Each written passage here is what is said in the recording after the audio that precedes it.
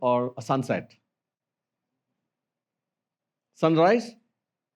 Yes. Sunset? Great. It's neither of it, because sun never rises, right? It's the earth which rises to the sun. The sun rises in its Milky Way to the galaxy.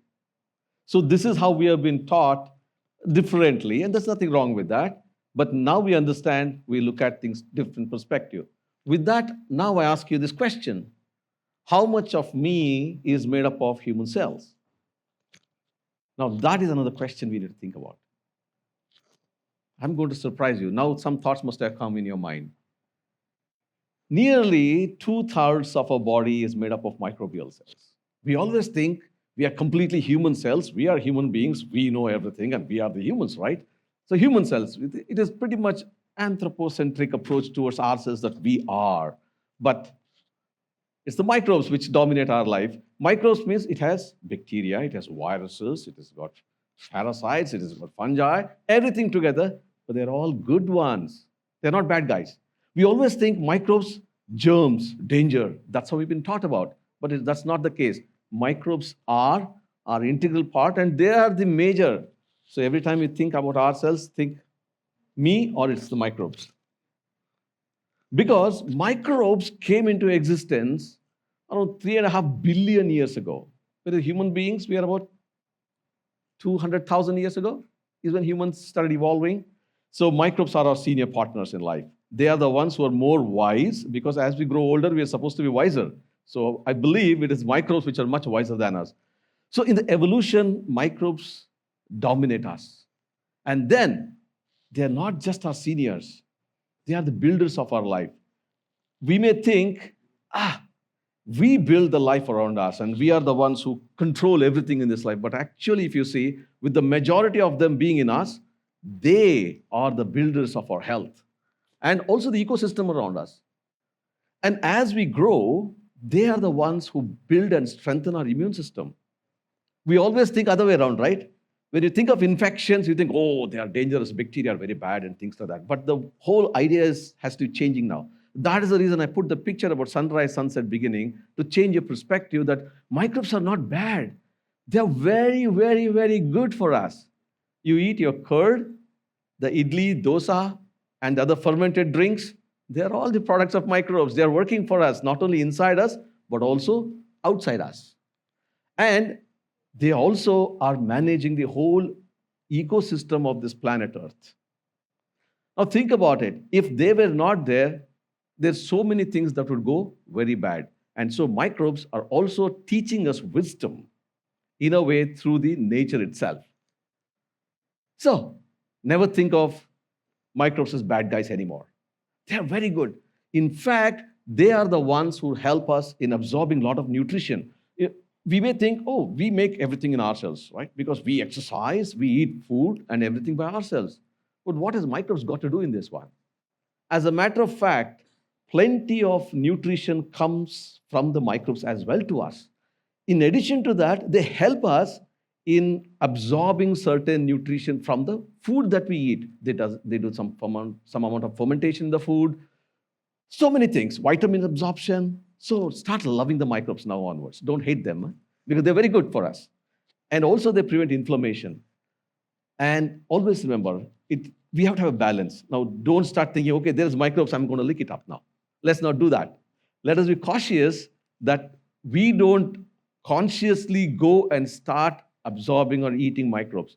They come naturally in the air that we breathe, when we shake hands with people, when we pick our nose. It's coming everywhere. So microbes are constantly interacting with us, and they are in us and on us and around us.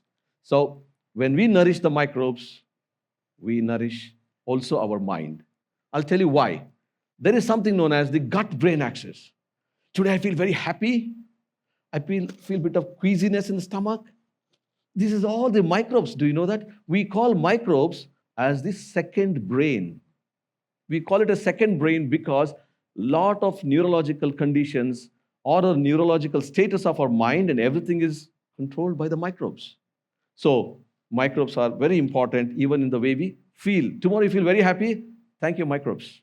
Say, hey, thank you, guys. You're keeping me happy today. So that's the way we got to look at it. But then we invented something known as pasteurization, right?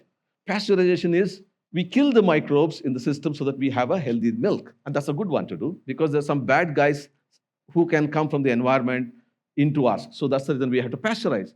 So this pasteurization inspired a kid, okay, when he was in school. He was in 7th grade. Till 5th grade, he used to stammer. He couldn't speak properly. He had no speech. And after 5th grade, his parents sent him to yoga and pranayama, and then he picked up speaking. And since then, he started speaking, and he never stopped speaking afterwards. And that guy went on to become a microbiologist and a scientist today. That is me, right? So the guy who couldn't speak, I'm here speaking to you, right? So this gentleman, Louis Pasteur, was an inspiration for me to become a scientist. And then further on, after pasteurization, we started inventing antibiotics. Now, antibiotics are very important for us to keep our health in good shape from infections. But look at this, the other therapeutic indications, such as cancer, bone replacement, surgery, everything stands on antibiotics. If you didn't have antibiotics in this world, infections would take over and the patient would not survive. So saving the antibiotics is important. So you cannot ignore antibiotics.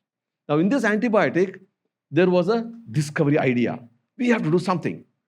So in discovering an antibiotic, you have series of people, starting from the disease, from the managers, from the scientists, from the business guys. It's a very long, arduous 18-year journey or 20 years journey and costs $1 billion to invent an antibiotic, right? So we have to be very, very mindful about the way we use our antibiotics.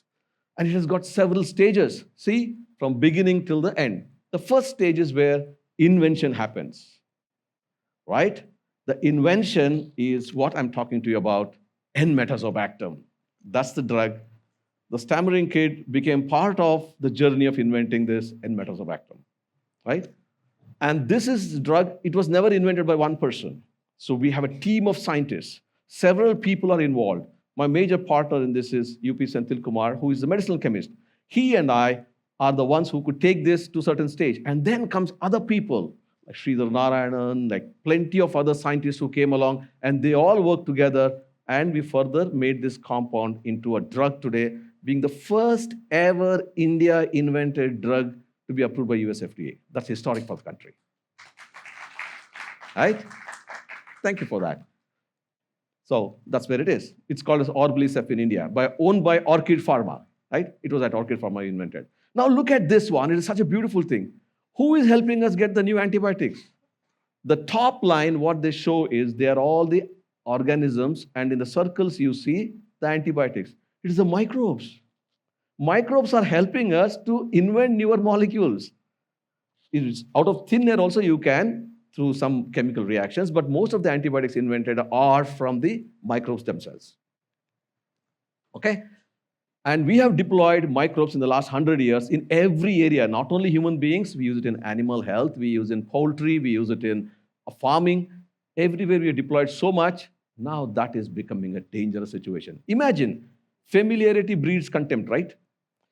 Microbes are billion years older than us, 3.5 billion older than us. They will see, okay, you start exposing too much of microbes, they'll say, oh, man is making this, they're trying to kill us, and they share information very easily. Unlike us, when you write the exams, we close and write the exam answers. They share their answers with everybody because they want to survive as a community of microbes. So they use something known as quorum sensing or genetic transfer, everything they do and communicate with each other, and then they make themselves resilient. So we have used it in every area, which is not a good thing. And that is what has led to antimicrobial resistance. Very dangerous. When microbes become resistant to the antibiotics that we use against them, then we end up in a very sad situation. Because take a look at this slide wherein we have shown the top line shows the invention timeline and the red line shows the resistance timeline. By the time we incorporate that into market, within maybe a decade or two at the most, bacteria become resistant to these antibiotics.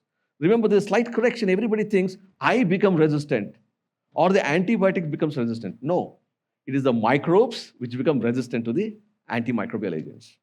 Yeah? So we should not end up in a situation where none of this will survive.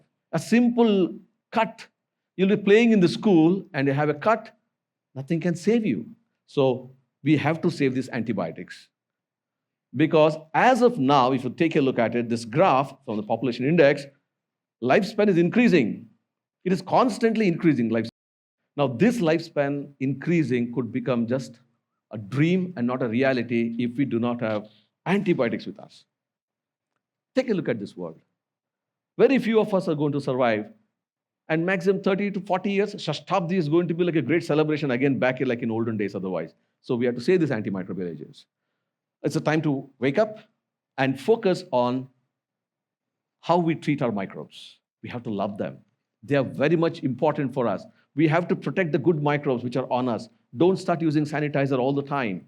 You have to use it only when you have soiled your hand, intentionally or accidentally. But don't simply every time, keep on applying sanitizers. That is going to kill your normal flora because microbes live on us as well. They are on the skin, in our mouth, gut, right? Everywhere. So you got to take care of them. Don't just flush them away. So think of this. If we were to return to Earth in the future, where you don't have any antimicrobials and lifespan is going to be such shorter, would you like to come back to such a world? So it's a responsibility that all of us have to take now. It is not something that we have to leave it to somebody else. Our next generation, our children, our grandchildren, should they need a good life? For that reason, let us take a pledge, since microbes are our invisible partners in our life. They are there always within us. They are the great helpers. As I mentioned, they are great in our health, in our immune system, and in our mind. The feelings, if you want to feel happy, make sure you keep your microbes with you. So let's pledge this together. I will respect the microbes in me, on me, and around me. Thank you. Let's love these microbes.